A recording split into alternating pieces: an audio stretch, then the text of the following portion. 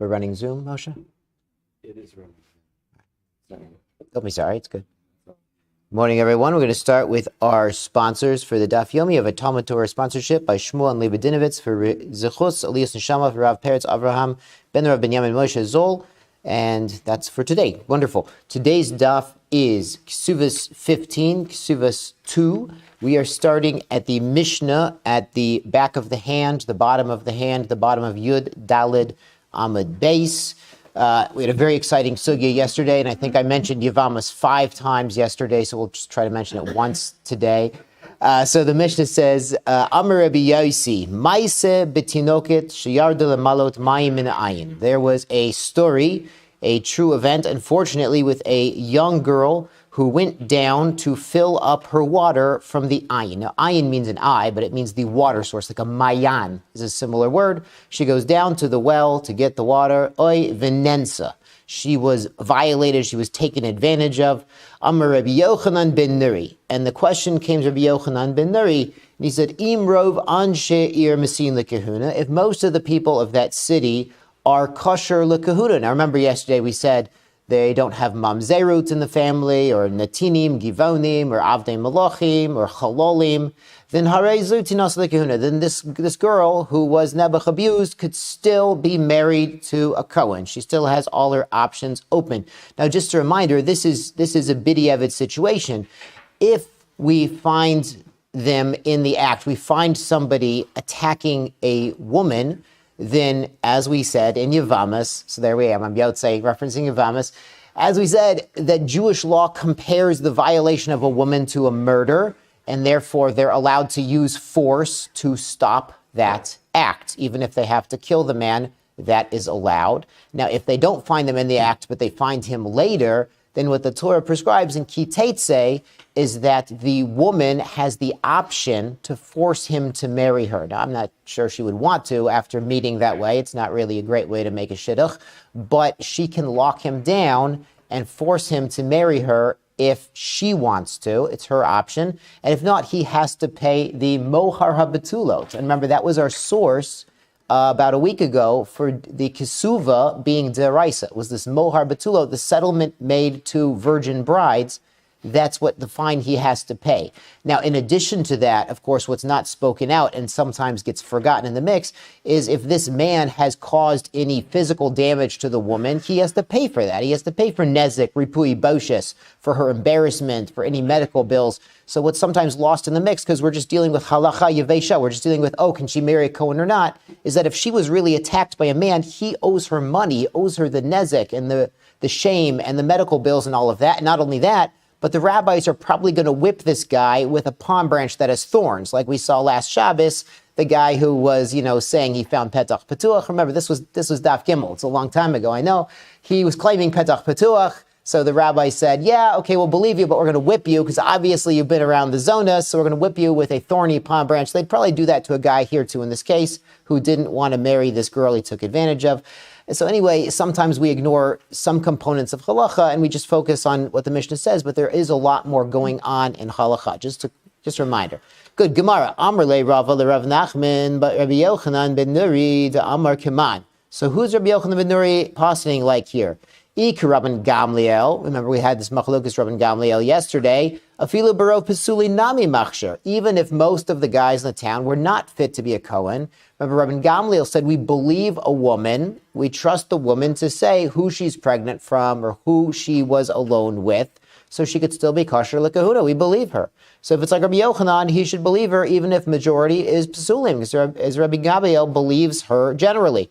Ik Rabbi Yoshua, afilu rov kasherim nami posul.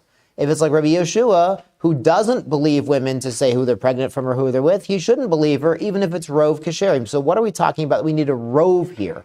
We saw yesterday it was really like a bari v'shema issue, or it was a safek versus a sveka issue between Rabban Gamliel and Rabbi Yeshua. But here we're talking about a rov issue. So what's different here? Amar Rabbi Yehuda, Amar Rav, turning over the top of Daf 15, B'kronos shel tzipori hayamaisa. It was in the wagons of Tzipori was the act. So Tzipori is the city. We can assume that's where the well was. But there were wagons there too. So Rashi says it was Biyom Hashuk. It was market day. that there are groups and there are caravans, there's wagons, that they're coming for market days. You understand, the farmers and the villagers from near Tzipori would pull up with their wagon to sell their watermelons or their onions or whatever it was at Tzipori. So now we don't just have a rove of the population of Tzipori, which were probably kosher Yidden, but we also have these guys from the outside. So what's their status? Kid Rabbi Ami, Dama Rabbi Ami, Vehu Shehaita Sia Shal Bnei Adam Ksherim Overet Lasham. So he says there's not only a rove of Ksherim in Tzipori, where this Maisa took place with the young girl, but there was also this group of kosher men passing by. You know, it was a market day, and there was a whole wagon caravan from the next door village, and those guys were also kosher. So it wasn't just one rove, it was two rove was the case. And we're going to see why in a few minutes. Gemara will explain why we need two rove, not just one. Remember, deraisa, we go after the rove. So halach achar rov, when there's a court case, we vote with the majority of the judges. Achar rabbim l'chatos, things are batul barov deraisa. On rabbinical levels, sometimes you need 100 or 101, like we saw in Truma recently in the Mishnah Yomi. Always a good day to start the Mishnah Yomi, Rabbi Osai. But that's only derabanan. Deraisa, things are usually batul barov, and we can rely on the rov. So why do we need two here? We're going to see. Kid Rabbi Yanai, Delma Rabbi Yanai, niv elis bikronos. If some woman had relations in the wagons, kashera lekahuna. She'd be kosher lekahuna because these guys in the wagons from the village, they're kosher lekahuna. They're good guys. I mean, okay, they're good guys, but okay, fine. Bikronos lekadaytach. What you mean? They're actually having relationships in the wagons? That's a little weird. Okay, it's not like a circus wagon here. Ela nivelis b'shas kronos kasher lekahuna. No, what we're saying is when the wagons show up, we will make her kosher lekahuna. Why? Because there's not just the one rove in her own city of kosher guys, but there's a second rove. The men who are coming along with the wagons, they're also kosher lekahuna. They're not mams, they're not tanchalo. They're good to go. Aval perish echad mitzipuri ubal avlad shtuki. But in comparison, if one guy came out of Tzipori, and we know for sure, Rashi says, this guy's from Tzipori, and he lived with the girl, or he was, with the girl by the well, or whatever it was, then she is not kashera, and the vlad is shtuki. Like we spoke out yesterday, shtuki means shtok. It means we don't know who the father is with certainty, and we'd say he has no yichus. Even if we know the father was a Kohen, he still doesn't get all the privileges and rights of a Kohen. Remember, yesterday was Machlokas, Ritva, and Rashi. If you can even eat Truma, we know the father's a Kohen, but we don't have Zara Miyuchas Acharav. It's a shtuki, so we're not sure, because there's only one rove. Even though rove of Tzipori is kasher, most of them are kosher, but if one guy comes out of the rove, we're going to see that's a potential problem. We need two roves. We need two potential groups that this man could come from, akin to the Sveika we spoke out yesterday, but Almanas Isa. There's more than one possibility here that would make her kosher. Kiha dechiyata Rav Dimi Amar Zeiri Amar Rabbi Chanina Amrei Lo Amar Zeiri Amar Rabbi Chanina. So some Rabbi Chanina is involved here. It's saying Holchin Achar Rov Ha'ir. We go after the majority of the city, Vein Holchin Achar Rov Sia, but not after the majority of the groups, the travelers. Klapi Laya. The Gemara says no, that's not right at all. You need to say the opposite. Hani Naidi. These travelers are Naidi. They're movement. They're in motion. We say Mayim is Naidi also. Water is not at rest. Hani Kvi, the people in the city are Kavua, Vikaime, and they're standing in their place. And we're going to see, the Gemara is going to say in a few lines, Kavua Kamechsa Mechsa Dami, that something that's Kavua, that's in place, has sort of a greater significance in halacha, as we're going to explain on this daf. So Ella, what do you mean to say? Holchin achar rova ir. We do go after the majority of the city, which is kosher to marry kohanim. Vehu, but only when Rabbi side to ikarov sia bechada. There's also a majority of the travelers. These guys showing up for market day from the villages, from the farms that are outside Tzipori. These guys are also kosher. We have two kasherim options. So the man she was with, okay, if he was from Tzipori, he was probably from the rove that's kosher. But he also could have been from the traveling guys coming in for market day. And most of them are kosher, so we're going to allow it in that case. Ve'ein holchin achar rova ir. Greta, we don't go after the rove of the city by itself, so it's not market day. And the only guys around are the guys in Tzipori. Even though rove of them are kosher l'kahuna, we wouldn't merely go after one rove. Velo achar rov sia greta. And if it's, out in the market day, but they're just in the market, and it's only those guys in the wagons, it's a one rove, not the guys from Tzipori, it wouldn't go after that either. My timer, why not? We go after the Rov Deraisa Rabosa. My time Gezerah. It's a Gezerah Derabanan, Rov Sia Atu Rov Ha'ir. We have a Gezerah of the Rov of the travelers, the movers, onto Rov of the ear, because Rov of the ear is a problem. Rov Ha'ir Nami, Idika Ozle Inhu. If they're going Ligabot to her, if someone comes to the city and goes to her, she's out at the well or she's somewhere else, wherever she is, Kol de parish meruba parish. Whoever comes out of a group and he's now in movement, we assume he's separated from the rov. In the fourth parak of Brachas, we even learned this out, that a guy said he came from Asher, he came from like Moab or something. We said, is he kosher to marry a Jew? Is he really a Moavi? Well, Kol de parish meruba parish. He should be a Moavi. He says he comes from Moab, versus if you went to Moab and tried to marry somebody, maybe it's half and half, something like this we're going to see. Lod tzricha, so we don't need this, we don't need the gezerah, only onto the case of the ka'azla ihi, when she went, liga by who? Went to him. So it matters if they're going to his place or if they're going to her place. It actually makes a difference in halacha. If she goes to him, to some guy in Tzipori, to havale kavua. He's kavua in his place in Tzipori. Amar Rabbi Zera, this is an underlined line. Rabosai, if you need a pencil, I have one up here. Kol kavua kamechsa o mechsa dame. Anything that's in his place is considered half and half. And the Gemara is going to bring some cases to illustrate this today, so don't worry if we don't understand yet. We will understand by the end of the day. Mi be'inan trei rubi. Do we really need two sets of rov? The rov of the guys in Tzipori and the rov of the guys there from Market Day. Tanya, but the Brisa says not like that. It says Teisha chanuyot. This is a famous case. We've seen this in Chulin. We've seen this in other places when it's talking about a rov versus something kavua, something set in its place, which again has a certain chashivas in halacha. There are 9 stores. These are 9 kosher stores. Kulan mochot basar shchuta.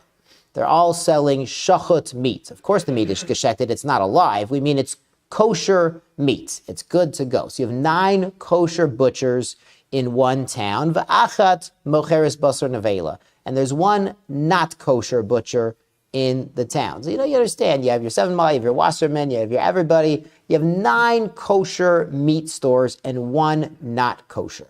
And what happens? Ve'lokach me'echat mehen, and he went and he bought meat from one of the stores. Ve'ena yedaya me'eze mehen lokach. So he knows he went into a store and bought meat. And back then they didn't have bags that said 7 Mile. They didn't have bags that said Seasons. They just wrapped everything in a piece of newspaper or a piece of paper or whatever it was. Or you threw the meat over your back, over your shoulder. You threw it in your bag. You didn't have, things wrapped up with a star K, with a hechsher, with a seal. So you have a piece of meat. You know you bought it at a store, and you'd think that might be okay because 9 out of 10 of the stores are kosher. Only 1 out of 10 is treif. You might think that's okay. Sveiku asur. The suffix is asur.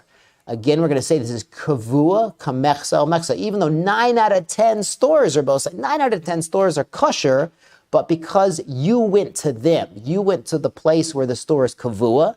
This is not one of those little car wagons that shows up and starts cooking in the parking lot. This is a kavua store. It's in its place, and you went there, so it's considered mechetzel, half and half. So there's a 50-50 chance that, halachically speaking, the person got the meat from the treif store. So he's got a problem. He can't eat the meat anymore. This is, of course, again, he has no siman. There's no hechsher or wrapping or bag that says 7 Mile Market on it. It's just a piece of meat. He doesn't know any better. Benimtza, but if you found meat, Rashi says you found it outside in the shuk. You didn't find it in the store. You just found it on the park bench. You found it at the bus stop. Yeah, halach achar harov. You could go after the majority. So this is kind of an amazing thing. You went to a store and bought a piece of meat. 9 out of 10 stores are kosher. And yet, because kavua, kemechsa, mechsa, you can't eat the meat. It's considered not kosher, also the suffix, because of a doubt. But if you just found a piece of meat just sitting there, because 9 out of 10 stores are kosher, most of the meat in the city is kosher meat, you could take that home and you could eat it. It's sort of a peletic thing, but this is the halacha of kavua, kemechsa, mechsa. The key tema, and if you're going to tell me, this is when the border is not closed, the gates of the city are not locked so meat could come in, that there's another rove from outside. So you could say maybe this meat, this case of the stores, is also 2 roves, like our case of Tzipori with the wagons coming. You could say this is 9 out of 10 butchers in the city are kosher, and not only that, but they're also importing meat from Lakewood and from New Jersey and from Deal and from New York City. That's also coming in, so even the rove of the outside is also kosher. So I said we have 2 roves in this case. Even though the border is closed, Lamaisa, and there's no meat coming in from Lakewood, you would still rely on the rove that a piece of meat you found on the bus stop would be kosher in a city with 9 out of 10 butchers, with most of the meat kosher. So how come you need 2 roves by this girl? You would need the rove of the men in Tzipori and the rove of the visiting men for market day. So mala asa b'yichsin. It's a higher stringency we made by yichus. The Kohanim Lamaisa are very suspicious about marrying a girl who might have had relations with a halal or a mamzer or nothing. And who can blame them? They're Kohanim. They need to retain their yichus. It's something we spoke out yesterday. It said, Zara Michas Acharav, the Kohanim are very machmer. If they don't know the father, we don't give them the privileges of a Kohen. So Lamaisa, they've done some genetic testing on Kohanim. And they've found in their genetic testing that pretty much all of them, Baruch Hashem for Kohanim, I love Kohanim, pretty much all of the Kohanim have a Y chromosome that they get, because of course the Y chromosome comes from the father. That's just normal human biology, is that they have the same Y chromosome from one man about 4,000 years ago. So who was around 4,000 years ago? Well, that's Aaron Cohen. So the genetic testing shows the Kohanim are actually pretty good with their yichus. So Baruch Hashem for Kohanim, they're stringent, they need 2 roves. Again, it's a gezerah, because if we say, oh, you could rely on 1 rove, then we might come to rely on that rove and matter her kahuna, even though she went to the man. She went to his place, and it's kavua kamechsel mechsa. And since she went to his place, even though the majority of tzipori is kosher, but some of them are chalalim, some of them are not kosher, so it's kavua kamechsel mechsa, and she would lamaisa in halacha be pasal lekahuna. So we don't rely on 1 rove, but 2 roves that most of the guys in tzipori, plus most of the guys in the visiting wagons, we would rely on for Yuchsin and Mazel Tov, she can marry a Kohen. Good. Gufa Amar Bizeira, Kol Kavua Kamechsa Mechsa Dami. Anything in its place, it's like half and half. It's not after the majority. Bein Lakula, Bein Lachumra. This is whether we're being Makel or Machmer. So this is not merely a Dirabanan stringency, this is a Deraisa concept. Minale, how does he know the Rabbi Zeira? How does Rabbi Zeira know this? If you say from the case of the 9 stores, Kulan Mochat Basar Shchuta, all 9 stores are selling kosher meat. The Achad Basar Nevela, and the 10th store is selling Nevela, not kosher. The Lokach Mechad Mehen, he went into a store. The Eini Yadei Me'ezim and Lokach, he doesn't know which store he went into. Sveika Aser, so he can't eat that meat. It's Aser Mishim Safek. The Nimtza, but he finds it on the bus stop. Halach Acharov, he can go after the majority. Chasam l'chumra, that's a chumra. So that's not a proof that we apply mechsa al mechsa, that kavua in its place is like half and half. That's not a proof we apply it l'kula. Ela miteshet svarim, the 9 frogs. So if anyone asks you where the 9 frogs are in Shas, it's right here in Kesuvos. So Kesuvos, all about marriage and 9 frogs. Good. So there's 9 frogs, v'sheretz echat b'nehem, and 1 sheretz. Now the Rashi says the sheretz is a tzav, which shehu domed litzvardeya. Now you should know in modern Hebrew, tzav usually means a turtle. We should know this, University of Maryland. Okay, so tzav usually means turtle in modern Hebrew, but it sounds like in Mishnaic Hebrew, tzav meant a toad. And a frog and a toad are very similar. Some of them have warts, some don't. Okay, they're frogs, they're toads. They look pretty similar. But a tzav is listed as a sheretz, meaning the Torah lists it as one of the creepy, crawly, yucky things that when they're dead, but they're still moist, they are mitame. So guys, don't touch toads. Thanks. So what happened? There's these 9 things, and 9 of them, 10 things, 9 of them are frogs, 1 is a toad. Naga me'echa behem, he touched one of these as he was walking by, and a yedei me'ezem naga. He doesn't know whether he touched the frog or the toad. Sfeika tame.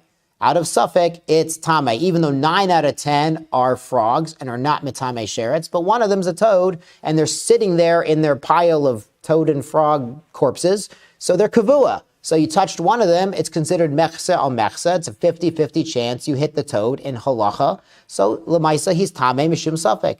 Chasam nami l'chumra, that's also a chumra. So where's the kula about kavua? Ela mitisha shratzim. If you had 9 toads, tzfardeya echat, and only 1 frog, benehem, among the pile. V'naga be'echad mehen, and he touches one of these creatures in the pile. He doesn't know whether he touched the frog or the toad. So now it depends, actually. The halacha depends if he's tamei or not. Birshusa yachid, if he's in a private domain. He's in an enclosed area. Sfeiko tamei, a suffix is tamei. Because we don't know what happened. We consider it a 50-50 chance. But because he's in Rishusa yachid, we bend towards chumrah. We say he's tamei. But Birshusa Rabim, out in public, Sfeiko Tahor. Does anyone know where we learned this chiluk from? You guys need more coffee. I think I heard Sota. Sota's good. Sota's a good answer. Sota, Daf Koach, it's coming up soon, Rabosai. Sota's coming up. It's on the horizon. We're in the right section. Sota's coming up. We learned that a man warns his wife not to go in seclusion with another man. If she does go into seclusion, boom, she's usher as a sota until Hashem himself, until God himself can prove her innocence or punish her guilt, but she's a sota because there's a suffix of tuma. We don't know what they did behind closed doors, and it was behind closed doors. It was shusa yachid. But if she was talking in public with the same exact man, in public there's no problem. In public there's no sota situation, and there's no suffix tuma. So we apply that generally even to the case of 9 frogs and 1 sheretz, that we say, yes, in Rishus Rabim, you could be mekel, even though it's kavua, it's kamechsa o mechsa. It's considered halachically a 50-50 chance that he touched the toad and he's tamei, but in Rishus Rabim, in public, we're going to be tola it lakula and say he is tahor. So we see that kavua, kamechsa o mechsa dame, that can be a kula as well as a chumrah. Midiraisa minilon. And midiraisa, how do we know the subject of kavua kamechsa mechsa? Amar kra va'arav lo v'kam alav. And this is about murder. God forbid. The pasuk says he's arav lo. He waits in ambush for this man v'kam alav, and then he attacks on him. So this emphasizes that his intention and his action were for the same person. Ad shi'it kaven lo. So he's not guilty of murder. He's not punished by the court of murder. Lamaisa, if he killed somebody, the guy's still dead, and we're still going to, go after this guy. But to find him guilty in the Sanhedrin of capital murder, it's only if he killed the guy he was intending to kill. There's no transference of intent by murder in halacha. Rabbanan, actually there is, but not in this case. For Rabbanan, Amrei Devei Rabbi Yanai, the rabbis say from Rabbi Yanai, Prot Lazurik Even Lego. This excludes someone throwing a rock at a group. Heichi dummy, what are we talking about? If there's 9 kinonim, 9 pagans in this group, Echad Yisrael, and 1 Jew in this group, and they're walking down the street, Beinehim, and so what happened is a guy threw a large rock at this group of people, and Nebuch killed one of them. Tapikle deruba kinonim. So you could say we can't find him guilty of capital murder because most of them are kinonim. Now, it's still usher. It's still usher. And if we recall in Sanhedrin, if somebody's going around murdering people, even if there's no witnesses, even if there's no hatra, no warning, so we can't technically execute him for murder, remember what they would do to the guy? What? Kippah. They lock him up in the kippah, which is a dome, and they overfeed him a lot of barley until his stomach bursts, which is why people who drink a lot of barley, they get a big stomach. It's the same concept, just less fatal. But if a guy is a danger to society, the rabbis had sort of extrajudicial methods of protecting society from the bad actors.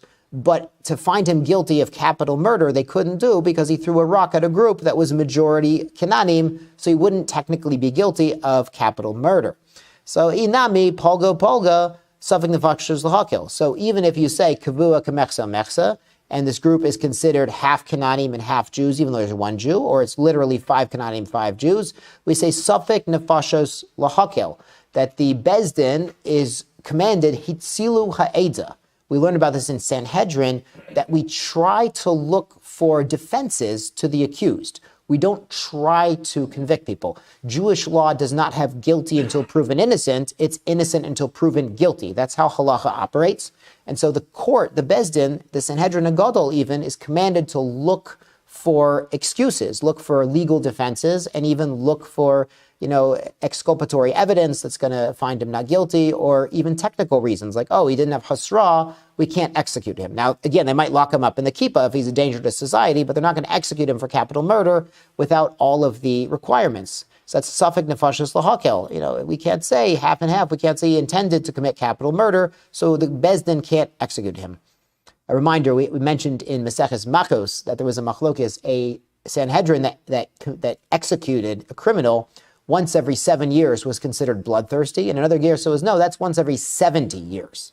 Because we see there were a lot of technical reasons that they could refrain from executing a person who, Lamaisa, the person did kill somebody. The person might have committed murder, but because it wasn't the official definition in the Torah of capital murder, they might go lenient on him. Again, they might lock him up, keep him away from society, but it wasn't capital murder. So lo tzricha digatishi Yisraelim kanani echad. So the case of Kula here is when you have 9 Jews in the group with 1 Kanani, and they're walking down the street.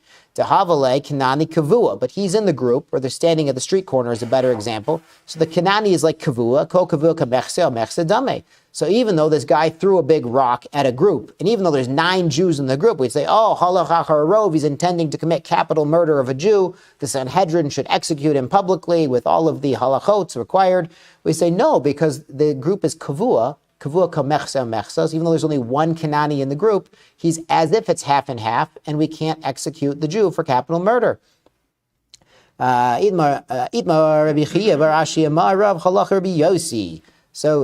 going back to our, so we've proven that this kavua kamechsa mechsa is a concept deraisa, bein lechumra, bein lekula. We proved it from the frogs and the toads. We proved it from the guy throwing the rock at the group, even if it's 9 Jews and 1 Kanani, it's mechsa mechsa, and the Bezdin has to go leniently on him. But getting back to our case of the girl who went to the well and Nebuch was violated, and we said she's kosher l'kahuna. So why was she kosher l'kahuna? In the Mishnah, it sounded like there was only one rove of the city. We didn't mention wagons. What was going on in that case?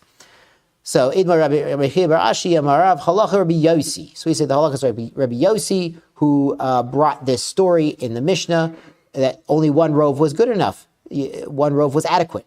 Rav Chanan bar Rava Amar Rav Harash Shah Haita. He says, no, that was Harash Shah. So Rashi speaks out that Rabbi Yochanan ben Nuri says, Tzorech Shah Haita. There was another reason at this time to be matter this girl to kahuna, even though there's only one rove. O Rau Sham Shartzi de Heker Devarim L'chater. He found another reason to be matter her to kahuna in the case of the girl going to the well of Oladuras Trey Rubibinan. But like we said, there's a gezerah, you need 2 roves. We're worried about kavua, kamechsa, mechsa. So for yichus, to make the kohanim happy, we'd normally need 2 roves. It was only Rasha, it was only for that one time. Masa Rabbi Yirmiyah, le'yichsin lobinin Trey Rubi. For yichusin, we don't need 2 roves. Chatznan, but there's a Mishnah turning over to Amud Beis, Rabbi Matzah ba tinik mushlach. What happens if you find a kid thrown out on the street? Now this sounds a little strange. How many times have we seen a kid like just thrown outside and left there on the street? Okay, kids play outside. That's normal. That's normal human behavior for kids to play outside.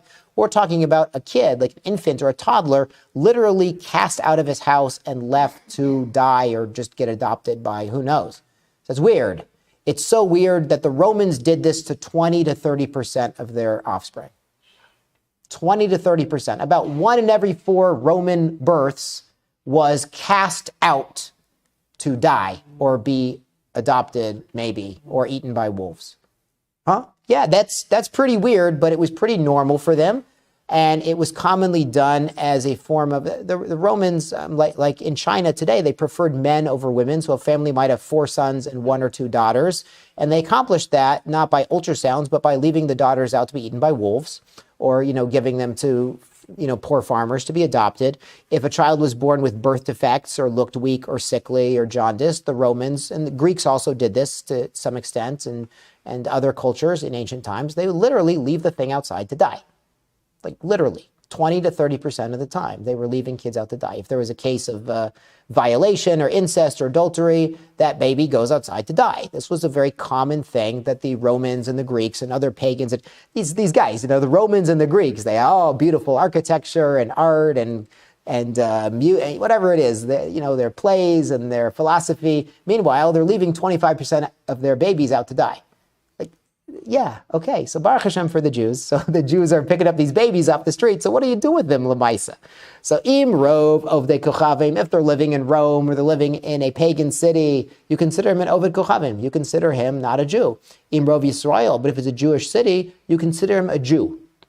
It's a bit of a chiddush because Jews were not known to leave their babies outside to die. I'm sure Nebuch, in some situations, what's that?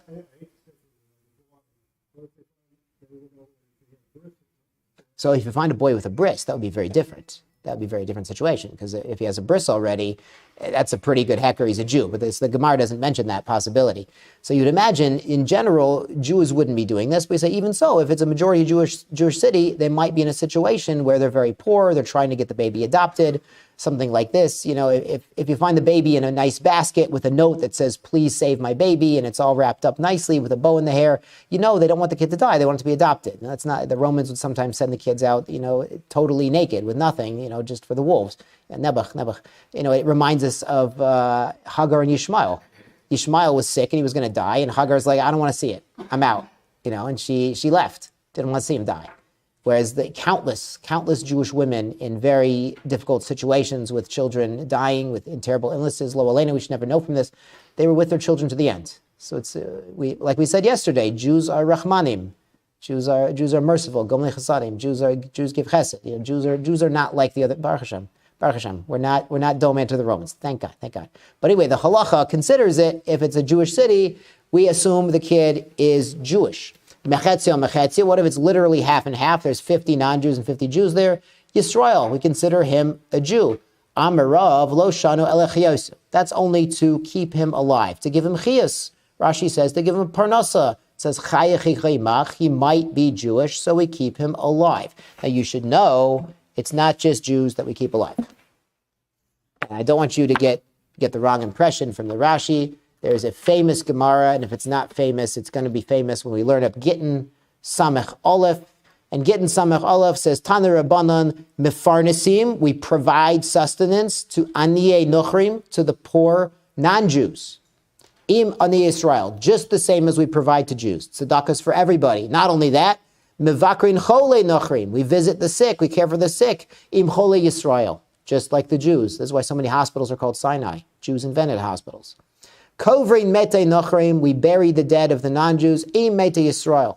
Rashi says, Lav Dafka, not in the same cemetery, but you understand, if it's a Meis Mitzvah, no one's there to bury him. So we mentioned in Moed Katan Daf Hey, burying the dead respectfully is a Jewish invention. Jews invented that. It used to be only the paro and the king and the rich people got a good burial. Jews invented respectful burials. Why? Mipnei darkei shalom, because of matters of peace. Darkei shalom here is used kind of like tikkun olam.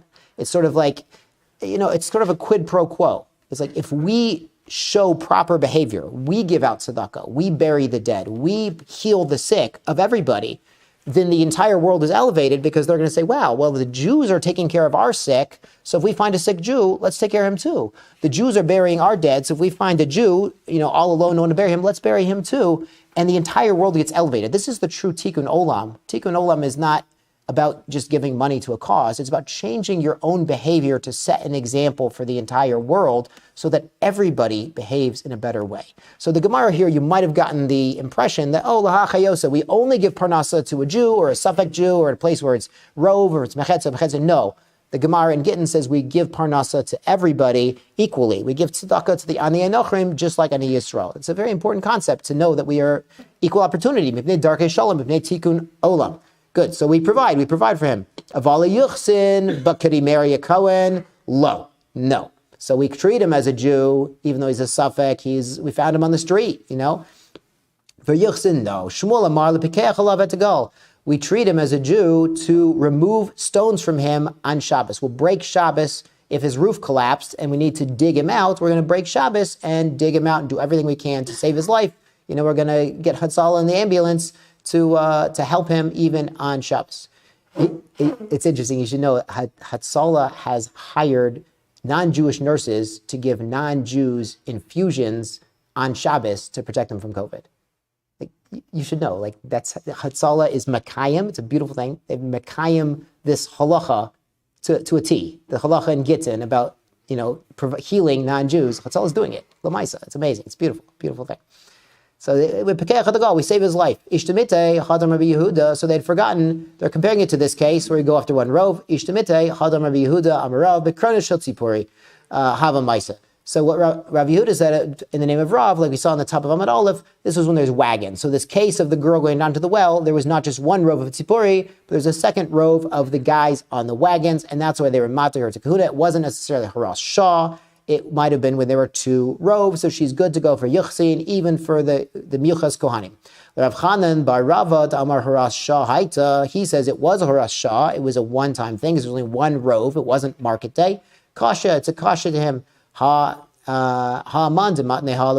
okay, if you taught it this way, it was haras shah, then you didn't teach that there were two roves of the wagons. But if you teach that it was a normal psak halacha, that we'd allow this girl to get married to a Kohen, that's because there were two roves. The rove of tzipori, which is kosher l'kahuna, and the rove of the guys coming in for market day, kosher l'kahuna, and we need that as a gezerah, so we don't have a mechetzi al mechetzi kavua issue. Gufa, matzah batinik mushlach, getting back to the kid you find on the street. And again, it could be very different if you find him in a basket with a bris milah, then maybe you know he's a Jewish kid who's trying to get adopted. But if you just find stam, a kid on the street, we don't leave him there for the wolves like the Romans. We try to take care of him. We're chachayoso, we're fanasa, even though he's probably not a Jew in a non-Jewish city, we take care of the guy. Imrov of the Kachavim, Imrov Yisrael, Mechetzi Yisrael. So even in half and half, we'll treat him, misafek, as a Jew. Amarav lo shana l'chayosa. Rav says that's to give him parnasa, again, to feed him, to take care of him, to get him a job and education so he can live a life. Aval yuchsin lo, but not to marry a Kohen. Shmuel amar lepakeach alav et hagal. Shmuel says this is now pikeach, we use this pikuach nefesh, is saving a life. Pikeach here is also in the sense of pichin, to be smart, to like carefully, and you understand with some, you can't, if someone's roof collapses, you don't just go in there with a shovel. You try to find out where the guy is. You try to find an air pocket. You don't want to crush him. So to be smart about it when you're trying to save a life, you have to be aware of what you're doing. Shmuel say this. Hamar of Yosef, Hamar of Yehuda, Mar Shmuel. Ein holchin bikuach nefesh achar harov. We don't go with bikuach nefesh achar harov. So even in a city that's mostly not Jewish, even if Hatzolah gets a call, and maybe the guy's not Jewish, even probably not Jewish, even if you're on a team and you're sent somewhere to try to help people or buried under rubble, and maybe they're probably not Jewish, you do it, you go. And to their credit, Eretz Yisrael, frequently when there's an earthquake or a problem, they'll send out teams of experts to help clear out the rubble and find people and rescue them and save them. And this is a kiyum of this Gemara. It's a beautiful thing that even though it's rove not Jewish, and the chances this guy under the rubble is Jewish is very slim, but we will break Shabbos. We will be digging and hauling and getting out the excavator and digging up the rubble on Shabbos. A Jew on Shabbos is digging up the rubble to save a life. And we don't care if that life might be Jewish or not Jewish. We are getting an excavator and we are clearing out that rubble carefully, don't crush anybody, to save a life, even on Shabbat. That's what we do. That's the Jewish way. That's what we do. That's this halacha. Elaki itmar Shmuel. So what is Shmuel saying? Areisha itmar. He says, I'm rove of the Kochavim. He says, if most of the city is not Jewish and you find a kid lost on the street, we'll assume he's not Jewish. Why? Even so, we will dig him up. If the roof collapses on his head, we got to save his life. We're going to go ahead and dig him up and save him. It's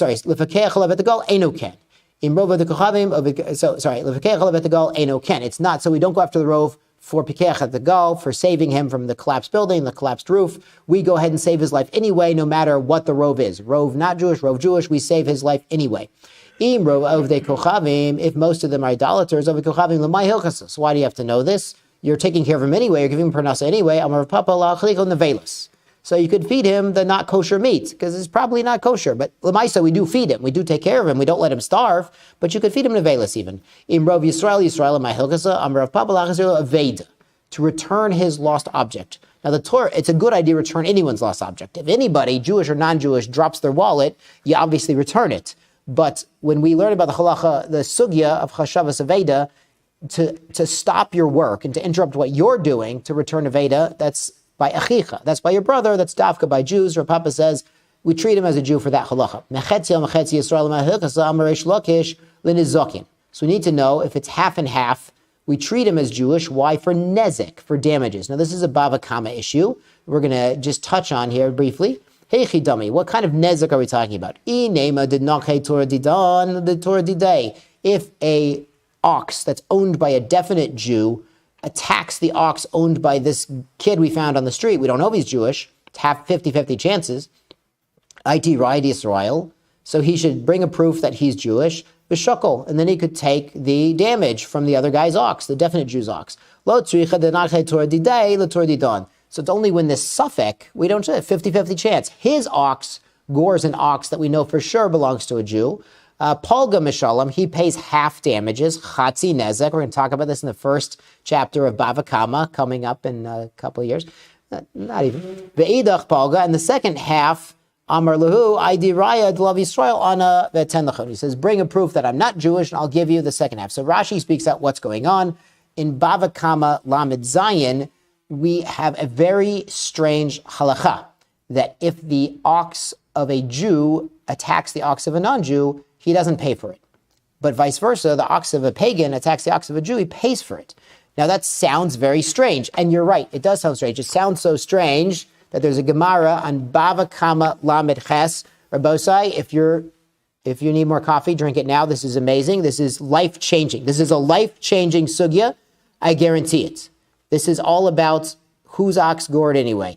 Kvar shalcha malchus Romi shnei sardiotis. The Roman government sent two investigators,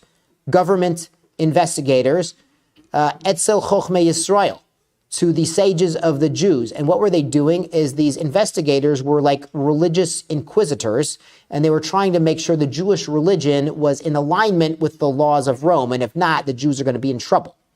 Because the Romans, the Romans tolerated various pagan faiths, but you had to abide by Roman law.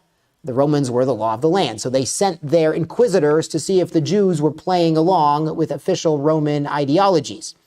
Limada Toratchem. And they said, you have to teach us your Torah or you're in trouble. Now, normally we don't go and teach Torah, especially Torah Shabbal Pei, but this was, under threat of government punishment and decree.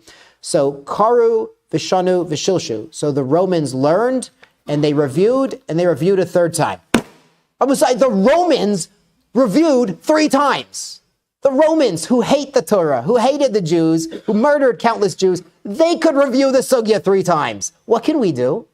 We could at least do 3 times. We could at least be as good as the Roman inquisitors. At least we should do this. We should, God willing, Hashem should give us the koach that we should be able to learn the daf, either hear the daf inside, we should look at the daf, look at the art scroll, look at the targum, look at something you understand, and then review it one more time. 3 times, third time's a charm. Do at least as good as the Romans. The Roman inquisitors who hated the Jews reviewed the sugya 3 times. This is such a musar for all of us. 3 times for both sides. Just learn the daf 3 times. It will change your life. It will change my life if I could do that every day. I don't get every day, but on days you do the daf 3 times, you know about it. You feel it. You feel different. You've accomplished. You're at least as good as the Roman inquisitors. Anyway, so what did they say after they learned the Torah 3 times? Bishop Tiratan, when they learned the entire Torah and they were going back to Rome, Amr Lahem, they said, Didaknu b'kol Toratchem. We have been medaktek. We've looked into every aspect of your Torah. Ve'emes. You should know the Torah is emes. The Roman religious inquisitors who had examined every religion in the world said, yeah, your Torah is true. Your Torah is emes. It's definitely emes. Chutz medavar zeh, except this one thing we don't agree with. She'atem omer, that you say, Shor shel Yisrael shenaga shor shel Kanani pater. A Jewish ox that gores a non-Jewish ox is pater. Shel Kanani shenaga shor shel Yisrael ben tam ben muad mishalom nezek sholem. Whether it's tam or muad, we know a tam base chatzi nezek. They're like, what's going on here? Chatzi nezek. What are you guys doing? It sounds a little racist even. It's like the Romans have a good point here, right? And the Romans say mimanaf shach. You can tell the Romans were learning Gemara. The Romans were definitely learning Gemara because the Romans say mimanaf shach. They say, yeah, okay, beautiful. These guys were Talmudic sages already. I re'ehu davka. If we mean re'ehu in the pasuk, it brings re'ehu. Shor shel re'ehu. Your friend, your fellow Jew. If that's davka, filo de kanani. It should even be a Kanani, Kanani Israel pater. Even a Kanani that gores should be pater, because it's only the ox of your fellow who pays chatzi nezek or full nezek. If it's lavdavka, filo Israel Kanani l'chayev. Then even a Jew goring a non-Jew's ox should be chayev. Davarzei enonu modim osa lemachos. They say, listen, we don't agree with it. Mimanav shach, we don't think it's right, but we're not going to inform on the Roman government on you because we've learned your whole Torah and we think it's all emes, except that one thing, so we're not going to inform on you and snitch to the Roman government that's going to come persecute you. The Yerushalmi brings that on the way home, they forgot all the Torah because they stopped reviewing. So, okay, Lamaisa, we should keep reviewing. guys, the Romans could review it 3 times. We could at least be as good as the Romans. So the Maisa, Bava Kama here, Bava Kama Lameches doesn't bring an answer. So why did the Jews have this discriminatory halacha? Rambam has an answer. I both say this is a take-home Rambam. This is amazing. This is truly, I can't believe we're doing a Rambam in Nizakin in Kesuvos. We're learning about marriage contracts, and here we are in the Rambam in Nizkei Mammon in the 8th parak, 5th halakha. Shor shel Yisrael shnaga shor shel akum bein tam bein mud pater. Why? Rambam explains. Lefi she'ena akum mechayvim es adam al behemto.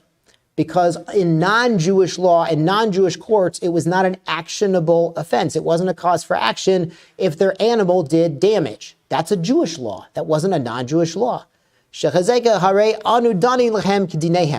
give them the same din that they use on themselves. Under their own laws, they're not chayav on their animals. So if our animal hits their animal, we say, listen, under your law, we don't pay, you wouldn't pay anything. So under our law, you don't pay anything. V'shor shel akum shnaga shor Yisrael bein tam bein muad mishal nizak shalem. But a non-Jewish animal that attacks a Jewish animal does have to pay. Why? This is amazing, Rabbosai. Knas. It's a penalty. Knas hu le'akum, to the pagans. Levisha einan zahirin b'mitzvahs. They're not careful in mitzvahs. Here, Rambam means the 7 mitzvahs, which include not damaging other people. Einan misolki nanezek. They don't protect us from damages. They don't lock up their dangerous animals. Im lo techayivasan. If you don't make them chayiv for the damage their animals do, al nizke behemtan, on their animals, ein mishamrin asam mafsidim amon habrius. If you don't make them liable in court for letting their animals out to cause damage, they're going to let their animals out and cause damage because under their laws, they're not liable for that. So we instead make a knas, we make them strictly liable for damages that their animals do, so they'll be careful and not cause damages. This Rambam is the basis for product liability. When a company releases a faulty or dangerous product to the public, whatever it is, a medication that causes side effects, and then they have to retract it and all of these things, this Rambam says it's a knas. We want people to be very careful releasing their animals or their dangerous products to the public, so we'll make them liable to pay full damages, so they will be careful and not cause damage to the world. That's the Rambam explaining the Bava Kama, what that the Romans had a problem with after they did Chazara 3 times, and that explains the sugya here that it's product liability, it's animal liability is the reason why we treat the shore of an akum a little differently from the shore of a Yisrael. Hadran alach besula nisei. Mazel tov. We finished the first parak. We have 3 minutes left, so we're going to start the next parak. Baruch Hashem. Aisha shenis armala, a woman who was widowed, onit garsha, or divorced. Who omeres? He omeres. She's saying, now she's in Bezdin claiming her ksuva money. Besula nisatani. She says, you married me as a besula. For who omer, and the husband says, obviously this Rashi says this is a case of divorce, not a case of death, because he's not talking after she's dead. Loi, he says, no, ella ki ella omana saticha. I married you, omana. You're already a widow. So he's saying she's entitled to 100. She's saying she's entitled to 200. Im yesh edim, if there are witnesses, sheyatzos behinuma, that she went out with a hinuma. This is some sort of head covering that the Gemara is going to explain later. That was the custom for only betulot, only first marriages to use it. Rosha perua, or her hair was uncovered. Again, if she was already married previously and widowed, her hair would have been covered already. That was the minhag. That was how they did it. So if she's going with her hair uncovered, we know she was a betula at the time of the marriage. Kesuvata matayim. She gets $200, 200 zuz in the kesuva. Rabbi Yochanan ben Baruch omer af chila klayas raya. Even the distribution of kilayot, which is like popcorn, parched grain, candies, like throwing rice. That's the same thing. Throwing rice or throwing grains at a wedding, that's chiluk kilayos. That was a minhag that they did only by the betulot. So he says that's also a proof, also at least evidence supporting her claim that she gets a kesuva of 200. Modi Rabbi Yeshua ba'omer lechavero. Rabbi Yeshua agrees in another case when someone says to his fellow, Sadezo shel avicha haita. This field used to belong to your father. I purchased it from him. Now, obviously, if he has a deed of sale, if he has a shtar of the deed, then he's okay. So here there's no shtar, but he's saying, listen, this was your father's. I bought it from you. We didn't know otherwise. Shu neman, why? Top of Taz, shepei she'asur, upei she'hitir. So this is tomorrow's daf is going to be about this concept Hapesha asar, the mouth that makes forbidden, hu hapesha hitter, is the same mouth that makes permitted. So we would not have known that this field belonged to Reuven's father until Shimon shows up and says, hey, Reuven, this was your father's field, but I bought it from him. Since we never would have known otherwise without Shimon telling us, Reuven has no claim to the field. Im yesh eidim shehi shel aviv, but if there were eidim that the field first belonged to Reuven's father, hu omer lekachtia meno eno neman. But in the absence of a purchase document or a deed, he's not believed just to say, yeah, I bought it from your father. We're going to see a similar case by the woman. A woman shows up to town and she says, I was married, but I'm divorced. I'm single again. I'm on the market for shidduchim. We believe her. But if she just, she could have just said that she's the Pesha Asar, says she was once married. She's also the Pei the Hitter, says I'm now available. So that's going to be the topic of tomorrow's daf. Malz Lever, please today be at least as good as the Romans. 1, 2, 3 times. That's all it takes to be as good as the Roman inquisitors. Shkoyach, have a great day.